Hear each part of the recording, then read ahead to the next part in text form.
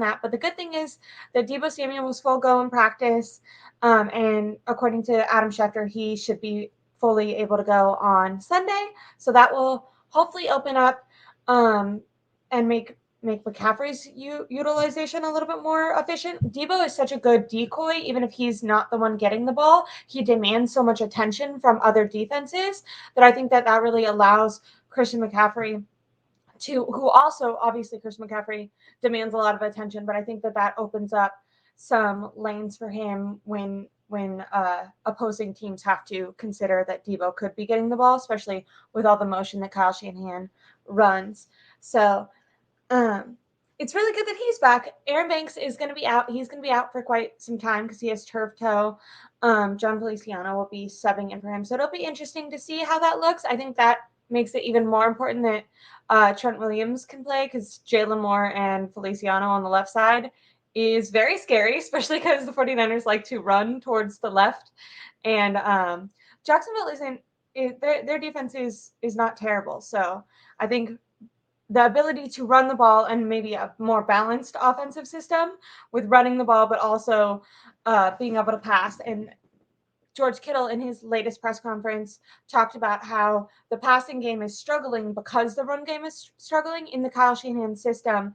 If they're not able to run on first and second downs, that kind of takes away the surprise of play action. And so defenses don't have to react as much to the motion and everything. So hopefully with the addition of Deebo, that helps a lot. And like I said, hopefully Trent Williams is okay to play. Not entirely sure yet because he has struggled with so many ankle injuries in the past that even though this was a lesser injury, it's taking a lot more time to heal because there's so much like scar tissue and stuff built up over time, which it sucks to be a football player because he's going to like be old one day and have to walk around and his ankle's going to be all messed up. But yeah, besides the two, Trent Williams and Deebo Samuel, Drake Jackson was limited.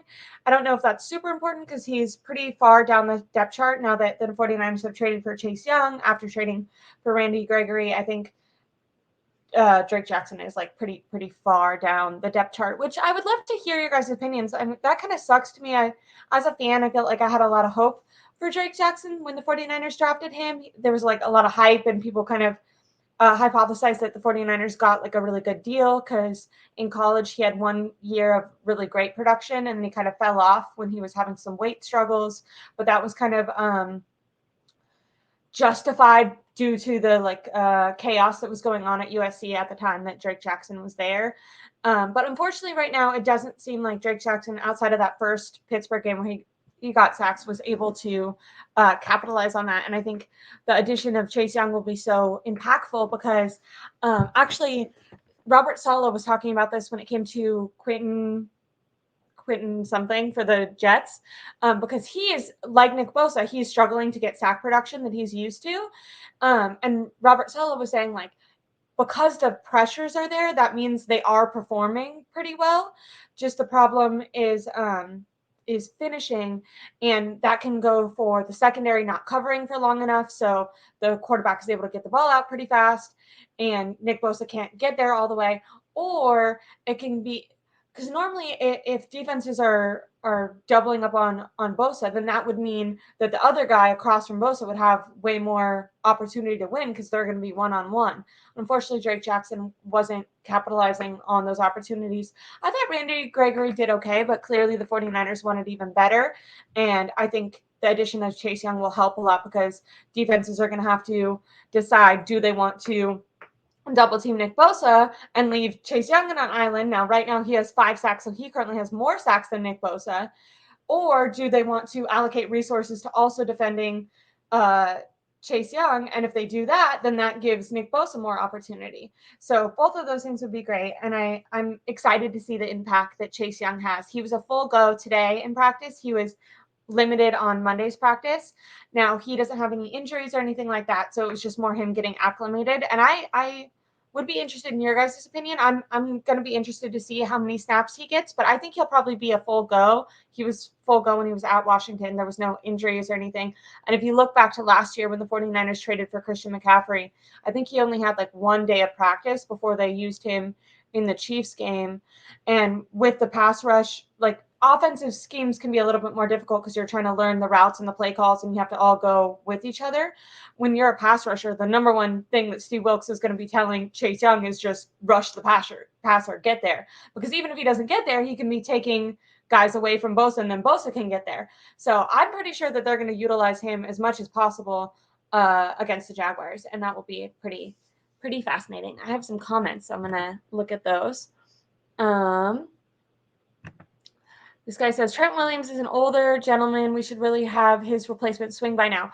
I agree. I think that a big reason they didn't trade for a guy like Patrick Surtain, when a lot of fans were hypothesizing that maybe they should go out and get a prime corner, which I wasn't against. Like, he's obviously an amazing player, but I think a reason that the 49ers didn't do that is they do want to utilize that first-round pick on an offensive lineman this coming up draft.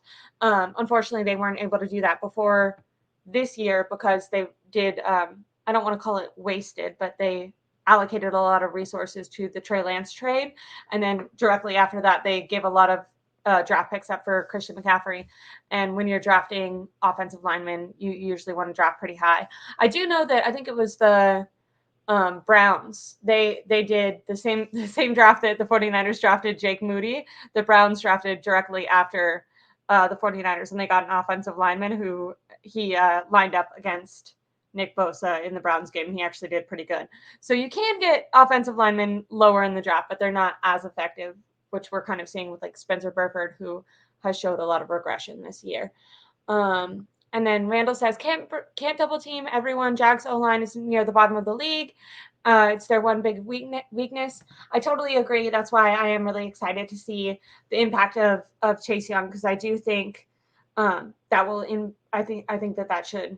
I mean, to be honest, like I've been pretty. I do a show with Eric Crocker, and he's been kind of like, people are being too hard on the defense, and I can understand his point of view. I think he's like, hey, yeah, the defense is struggling, but the offense is only scoring 17 points. So like at this point, if the offense was doing a better job, maybe that would be keeping the defense off the field more and giving them more opportunity to perform. Even last game, yeah, they struggled. They gave up a lot of points, but at the end of the game when it mattered, they took away the ball. They got an interception. They gave the offense an opportunity. I do think where people can really justifiably start, I don't know, calling for Steve Wilks' job or really putting the fire on the hot seat is if with the addition of Chase Young, the defensive linemen still aren't getting sacks. I mean, I know that they're high in pressures, but in my opinion, pressures don't matter if they're not affecting the throw. I think the point of pressures is to show that they didn't get home, but it made the quarterback move, and it made him, maybe it caused an incompletion, even if they didn't get the sack. And right now, the 49ers pressures aren't doing that. Even when the 49ers are getting pressures, the quarterbacks, at least Joe Burrow and Kirk Cousins, were still able to make all of their throws. I mean, Joe Burrow literally set a record of 19 straight completions, even with pressure. So right now, the 49ers actually lead the league at getting the most pressures, and quarterbacks still getting completions against those pressures. So the pressures aren't even scary right now, which is upsetting. And then Alexander Guzman says, I'm glad the 49ers injuries are happening now. Hopefully they can stay healthy for the rest of the season. 49ers. I completely agree. And Kyle Shanahan did before the bye week. He said that on film, the 49ers looked stagnant and tired and slow. And at least in his press conference today, he said just in the first full go practice back that they already look like they have so much more energy. I listened to the Fred Warner's podcast that he does with his wife. He, even though he hasn't been on the injury report, was complaining about feeling extremely worn down, and he was dealing with some like little nicks and crannies that weren't holding him out of games, but were definitely slowing him up.